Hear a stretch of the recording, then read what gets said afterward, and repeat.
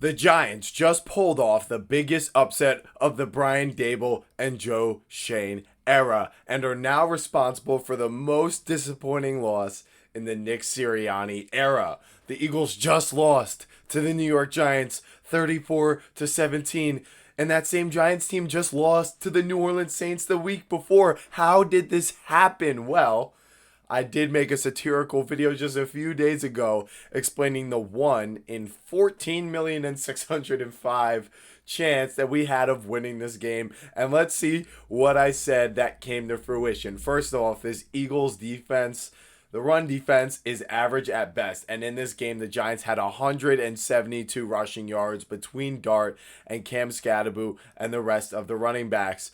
The Eagles defense is only really good at preventing completions and containing the quarterbacks, not really sacking the quarterbacks. They were also without Jalen Carter and Quinyon Mitchell in this game, and that exposed their entire defense for lacking any superstars. I said if Dart could extend plays using his legs and get out of those contained situations, it could help in the ground game.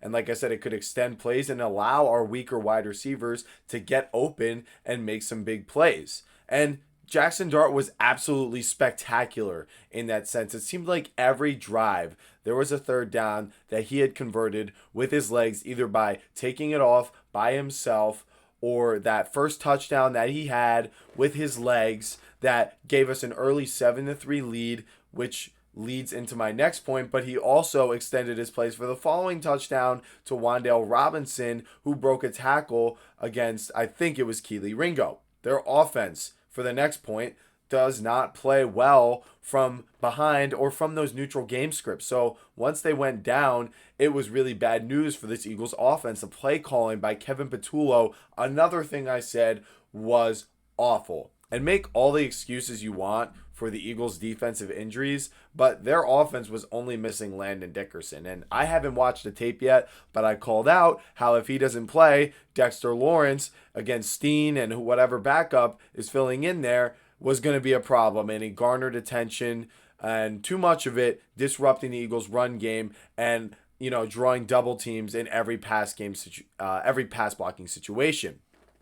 In the passing game for the Eagles, Hurts had receivers wide open for a lot of big plays in this game, some that he did hit, but one crucial one that he did not hit in the middle of the game with Devontae Smith, who was wide open for a damn near 90-yard touchdown with like 15 yards of separation on, I think it was Drew Phillips, and Hurts overthrew him.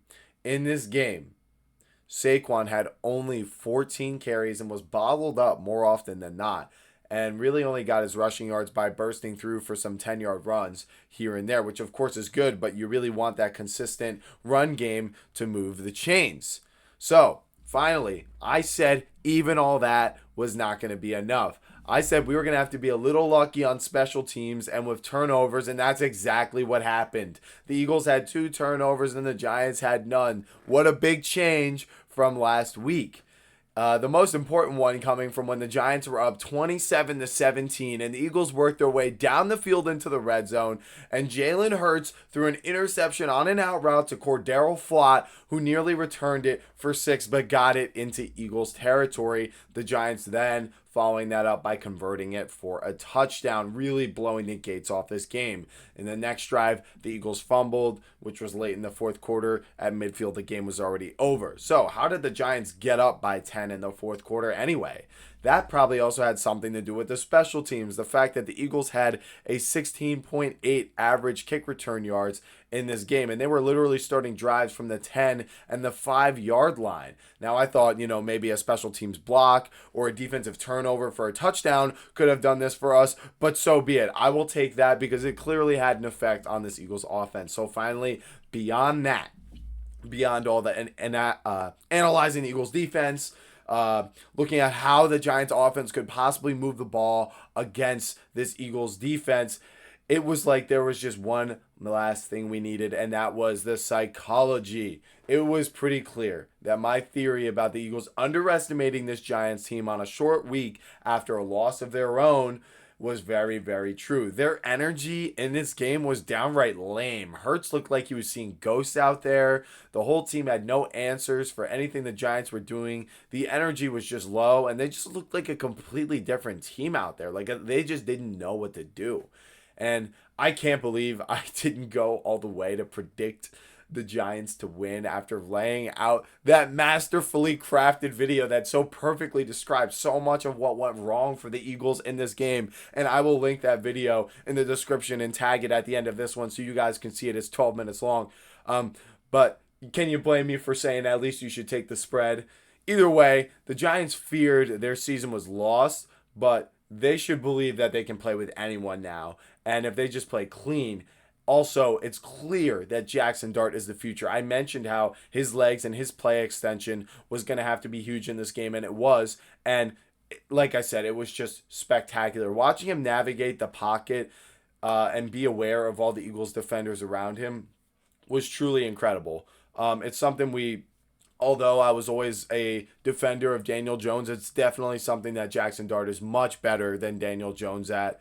And another thing, Cam Scatterbu was an animal in this game with 3 rushing touchdowns, muscling so many yards after contact in this game, and that last one for 6.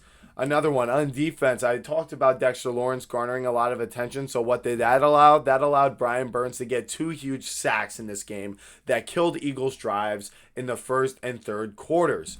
What a game by the Giants. This team is just so hard to evaluate, but if beating the Eagles meant we had to lose to the Saints the week before, I would do it 1,000 times over again.